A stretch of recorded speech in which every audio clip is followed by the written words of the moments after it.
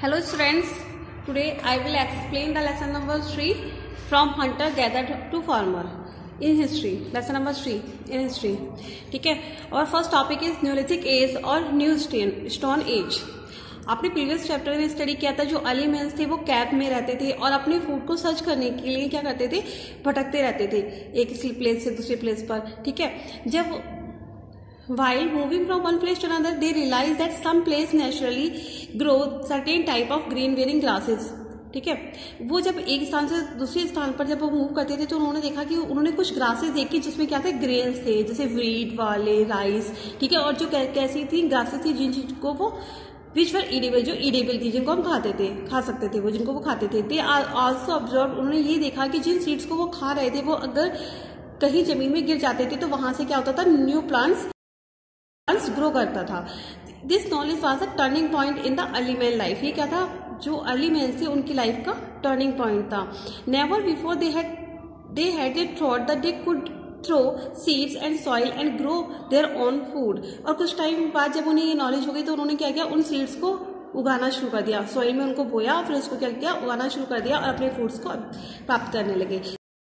Not only marked the beginning of agriculture, but also of the settled life, the beginning of the Neolithic age. ये जो था ये केवल agriculture की starting या शुरुआत नहीं थी. इसके बाद क्या किया था, उन लोगों ने सेटल होना भी स्टार्ट कर दिया था.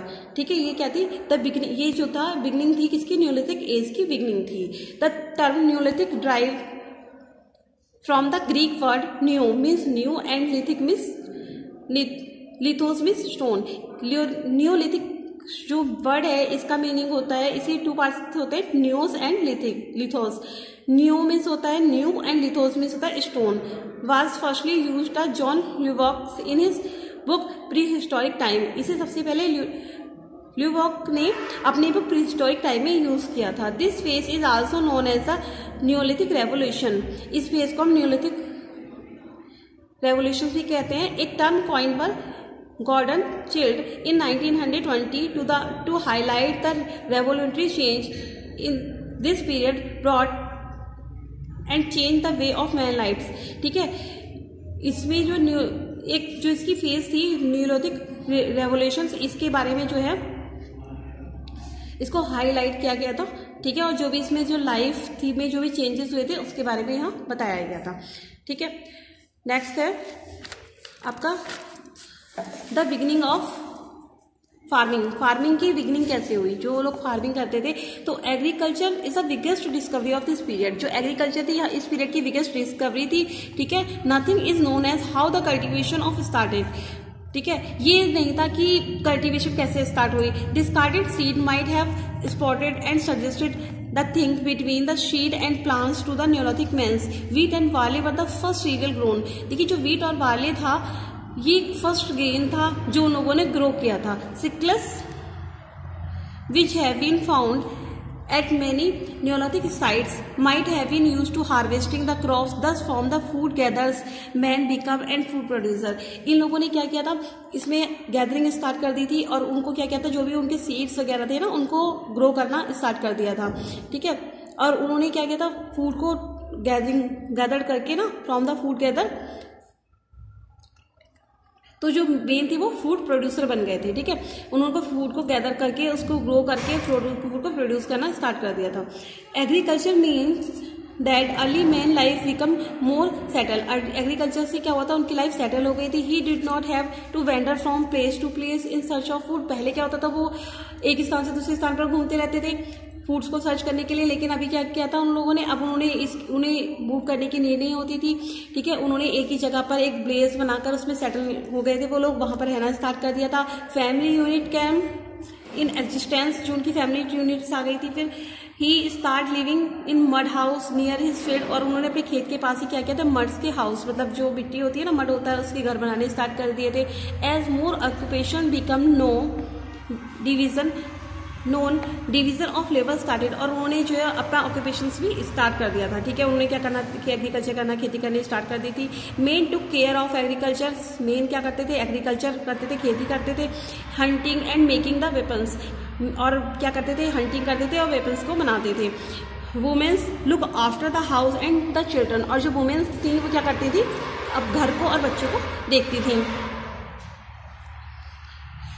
During the neolithic age men start using the polished stone tools, cultivated plants, domestic animals and settle in blaze।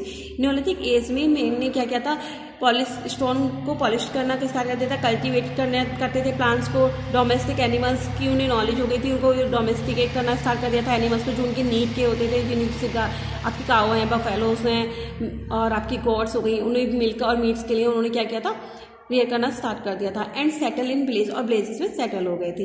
As a term suggestion a stage of cultural development, neolithic age varies with geographical location.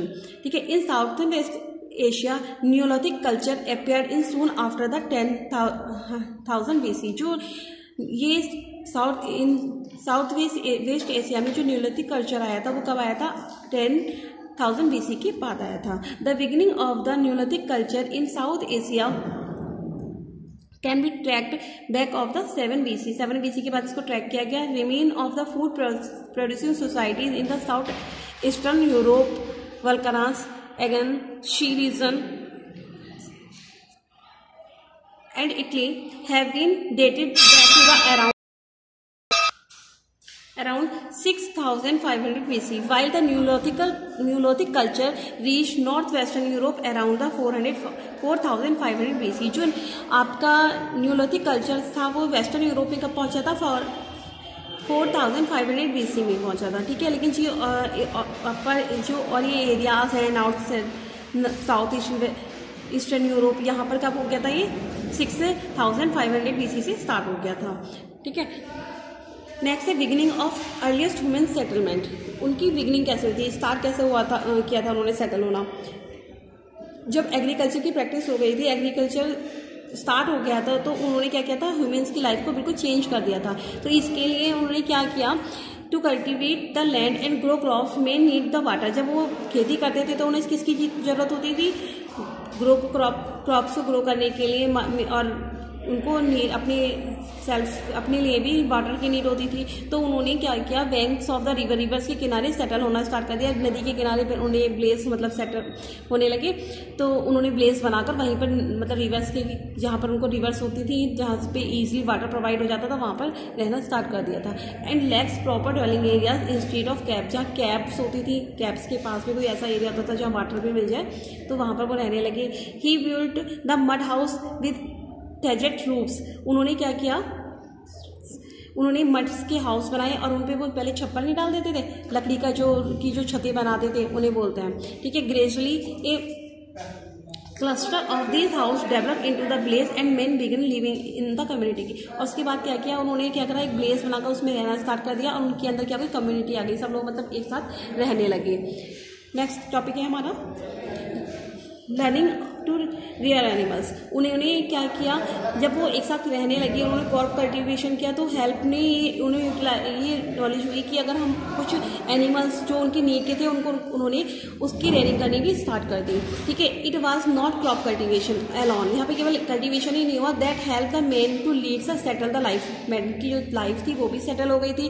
There was one more thing that he had done around the same thing, animal rearing. उन्होंने animal rearing के बारे में भी सोचा। Man realise that certain animals, कुछ animals थे उन्होंने realise किया, जैसे sheep, goat, cattles were quite gentle and did not attack him. ये कुछ एनिमल्स थे जो उन पर अटैक नहीं करते थे, कुछ जेंटल एनिमल्स थे।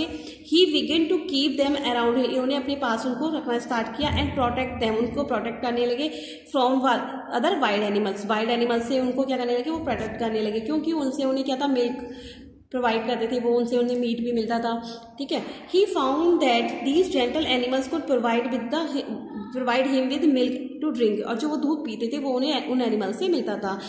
ही also realise that they gave birth of young ones from time to time, और उन्हें ये भी पता चला कि क्या होता है, अपने जैसे बेबी को टाइम टू टाइम जन्म देते हैं। If he protect and took care of the young ones they would grow big and give birth of more young ones. जब वो इन छोटे बच्चों को पालेंगे तो फिर ये बड़े होकर भी क्या करेंगे, बेबी को जन्म देंगे। So their number of become larger and larger, जिससे क्या हुआ, उनका जो एनिमल्स, रियल एनिमल्स थे, ठीक है, उनका जो नंबर था वो बढ़ता गया। He now had a good supply of milk as well as meat to serve his food and a long period, ठीक है। इससे क्या होता था, वो जब बहुत सारे एनिमल्स हो गए उनके पास, तो उन्हें काफ़ी क्वांटिटी में मिल्क भी मिलने लगा और मीट भी उन्हें काफ़ी समय के लिए मिलने लगा। So man began to hunt less and less, तो इससे क्या हुआ, उन्होंने क्या करा, हंट करना मतलब शिकार करना कम कर दिया। He did not have the more from place to place always searching for the animals to hunt, क्योंकि वो पहले क्या करते थे, अपने फूड को सर्च करने के लिए हंटिंग करते थे ना, तो वो जगह जगह घूमते थे। जब उन्होंने एनिमल्स को रियरिंग करनी स्टार्ट कर दी तो उनसे उन्हें मिल्क मीट दोनों मिलने लगे। फिर वो अपने जैसे बेबी को जन्म देते थे, ठीक है, तो वो उनका यूज़ करने लगे, तो उनको मूव करने की भी नीड नहीं होती थी। Crop cultivation and animals rearing together ensure that he was able to lead a settle life. ये क्रॉप की कल्टिवेशन और एनिमल रियरिंग ने क्या किया था, उनकी लाइफ को सेटल कर दिया था। उनकी लाइफ सेटल हो गई थी, वो एक ही जगह विलेज में उन्होंने रहना स्टार्ट कर दिया था। नेक्स्ट है डोमेस्टिकेशन। इस टॉपिक को हम नेक्स्ट वीडियो में एक्सप्लेन करेंगे। Thank you.